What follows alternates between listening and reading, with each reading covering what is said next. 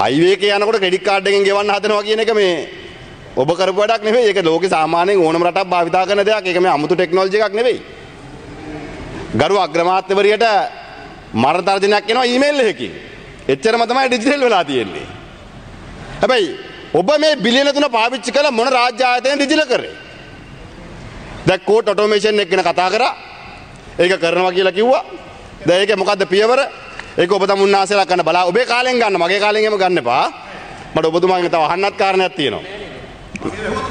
ඔයාගේ වැහුවොත් උත්තර දෙන්න බලා මම ඒ උසාවිය ගැන. මොකද ඔබතුමාලා හිතන් ඇති ඔබතුමාලට ඕන විදිහට මේ හැම එකම කරගන්න පුළුවන් කියලා.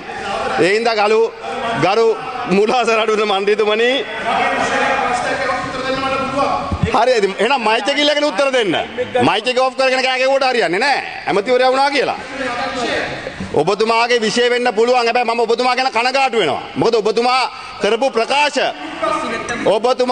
ප්‍රකාශ බැලුවම ගරු නියෝජ්‍ය ගරු මූලාසර අඩුවේ මන්ත්‍රීතුමිය අධිකරණ ඇමතිවරයා ප්‍රකාශයක් දෙනවා යම් නඩු තීන්දුවක් සම්බන්ධයෙන් අපේ ආණ්ඩුව ආපු හින්දා තමයි මේ තීන්දුව ආවේ කියලා. ඔබතුමා නීතිපති දෙපාර්තමේන්තුවේ වැඩ කරපු මන්ත්‍රීතුමා ඔයා එඩිට් කරපු වීඩියෝ බලලා මෙතන කියවන්න එන්න එපා. එඩිට් කරපු වීඩියෝ බලලා මෙතන කියවන්න එන්න එපා.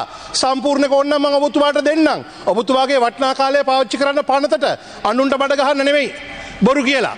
ගරු නාම රාජපක්ෂ මන්ත්‍රීතුමා. හරි බොහොම ස්තුතියි. අර ඔබතුමා හැමදාම කියනවා වගේ පිස්සු නැත්තම් හොඳයි. හැබැයි ඉතින් ගරු මෙතුමන්ලා හිතන් ඇති ගරු මූලාසර අනුර මන්ත්‍රීතුමනි මෙතුමාලා මේ බලයට ආවට පස්සේ ඕනම දෙයක් Tamange මේ 159 පෙන්නලා කරගන්න පුළුවන් කියලා. ඔබතුමා හැම එකක් කියලා නැත්නම් ඒක මට කියන්න එපා. ඒක ඔබතුමා අධිකරණ ඇමතිවරයා. ඒක නිවැරදි කරන්න. මම ඔබතුමාගේ හොඳට කියන්නේ. මම මේ ඔබතුමාගේ හොඳට කියන්නේ මගේ හොඳකට නෙවෙයි. ඔක මම කියපු එකක් නෙවෙයි. මොකද රටේ අධිකරණ ඇමතිවරයාගේ ප්‍රකාශයක් කරු මූලාසර අනුර මන්ත්‍රීතුමිය අධිකරණ ඇමතිවරයාගේ ප්‍රකාශය රටට ගැලපෙන්නේ නැත්නම් ඒ ප්‍රකාශය පිළිබඳව එතුමාලා මතක් කරලා දෙන්න අපිට වගකීමක් තියෙනවා. මේ ජ්‍යෙෂ්ඨ නීතිඥයෙක් නීතිපති දෙපාර්තමේන්තුවේ වැඩ කරේ අධිකරණයෙන් ජීවත් වුණේ. එහෙම කෙනෙක් ගරු විනිශ්චයකාරවරුන් පිළිබඳව යම් ප්‍රකාශයක් දේශපාලනික වශයෙන් අපිට හැඟෙනවා නම් ඒක කියන්න අපිට අයිතියක් තියෙනවා. ඒ වගේම ඔයානේ බලන්නකෝ ඉතින් මේ අධිකරණ ඇමතිවරයානේ මේ හැසිරෙන විදිය බලන්න. ඔබතුමාගේ කාලය තව විනාඩි 2යි තියෙන්නේ. මේ පව් වාඩි වෙන්නකෝ.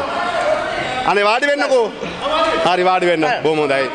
බොහොම ස්තුතියි. විනාඩි 2යි කාලය තියෙන්නේ. thank you. ගරු අනේ කවුද බොරු කියලා බලයට ආවේ? බොරු කියන්නේ අපිද ඔබතුමාලාද කියන එක පිළිබඳව කාලය විසින් ඔප්පු කරයි.